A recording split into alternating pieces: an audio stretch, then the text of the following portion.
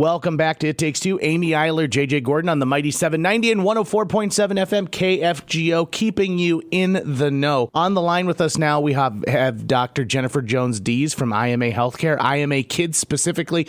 Dr. Jones-Dees, welcome back to the station. How you doing? I'm good. Thanks for having me. Okay, so there's some big news that's hitting right now, especially as we get back into that back-to-school mode, which is there's been an executive order to updating the vaccinations that our children are supposed to receive. Can you touch on that for us a little bit? Yes.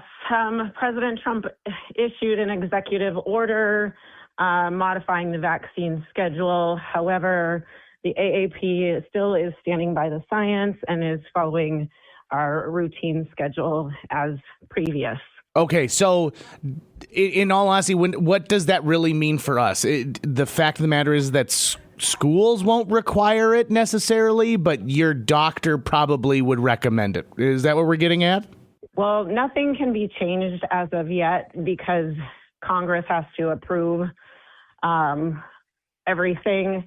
But essentially what it could do is it could make it easier for insurance companies and Medicare and Medicaid to not reimburse for vaccines.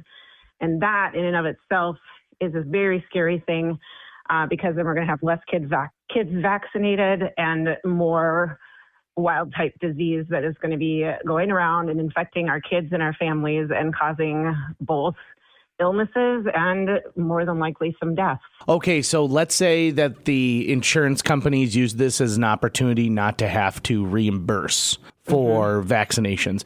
Vaccinations are pretty hefty out of pocket, I would assume? Yes. So if it gets expensive. So if it gets to that point, then, as you said, so many people going without these. Let's talk about let's take a step back, doctor. Let's talk about what vaccines kids are supposed. I don't want to say supposed to. What are the recommended vaccines for children from birth all the way up to grade school? Sure. So there's an initial primary series that we give that starts 2, 4, and 6 months. And then those are all kind of similar vaccines. And then at a year, we give measles, mumps, rubella, chickenpox, and hepatitis A. And then the 2, 4, and 6 months are boosted between 15 and 18 months with an additional dose. And then finally, everything is boosted again at kindergarten to maintain immunity. So what happens if a child doesn't receive a vaccine on that schedule? I'm thinking let's say a parent decides not to do one of these vaccine rounds. Can they do them later in life? Yes, you can do them later in life. And in fact, the AAP has what's called a catch-up schedule. So we can appropriately advise parents and if they're older children, how to get caught up. Have adequate immunity.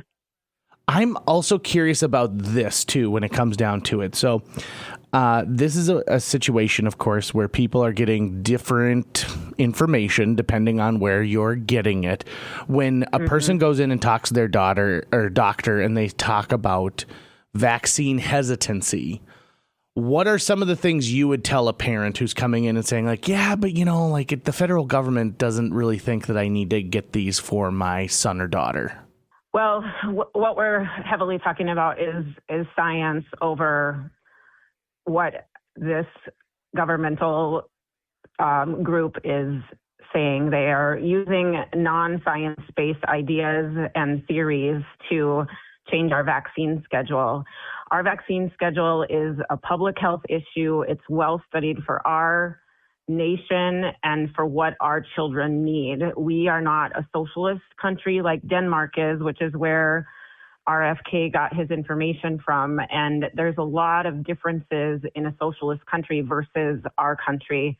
We also have medical deserts in our country where children can't get healthcare as efficiently. And part of the reasoning for our vaccinations go into the ideas of that go into the reasons why we do the vaccines the way we do them.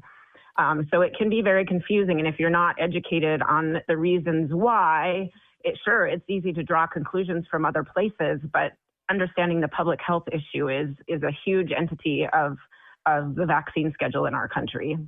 I mean, just over the weekend, I read a story about how in southwest Wisconsin, which is not far away from where we are in the metro area, they are having a measles outbreak. And if measles drops under 95% coverage, you can have epidemics and outbreaks in those areas. And there are large pockets of vaccine under-vaccinated children where this is going to start to happen. We are going to see morbidity and we are going to see more mortality, and it's not going to be a good thing. So in a situation like that, let's say, okay, so you are, someone's a parent and they're listening right now and they've decided not to get the measles vaccine for their child, but they start reading some of these news stories. They hear about what was happening in Texas and they think, okay, well, we're going to go visit grandma and grandpa in Austin. I should probably get my child vaccinated for measles. How long does the efficacy take? Like if I were to get a measles vaccine today, how long does that take before I'm protected from the measles? Anywhere from 2 to 4 weeks is what we recommend. Oh, that's a long time. I mean, and I think we hear the same thing for the flu shot, right? People wait until we're in the center of flu season to get that shot, which I'm glad that they do because getting the flu is the worst. Right. But you know, it still takes time for your body to build up that immunity to it. Exactly. Okay, so in this situation here, what do you think we're going to see from the medical community? I mean, as you said, you know, there are groups already who said, listen, we are not going to change what we recommend just because there's a potential change in a federal guideline for it. Has the medical community done that before? Have we been known to say, listen, we're going to suggest something different than what the government is putting out? Yes, they have. And I think largely all medical associations, the Academy of Family Practice, the Academy of Pediatrics, the Academy of Internal Medicine, American Medical Association are all following the AAP's recommendations with regards to maintaining the current vaccination schedule, because the AAP is recommending this based on tried and true science and not just an idea or a theory. And, you know, medicine will always back science over theory. I mean, we test things, we put things into law and order because of the science behind them, not because we just have an idea and we want to do it.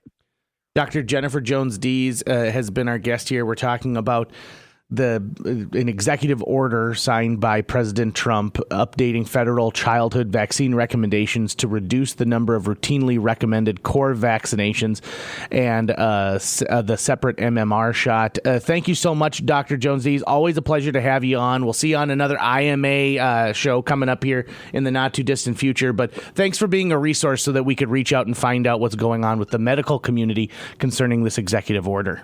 For sure. Thanks, JJ. Have a great day.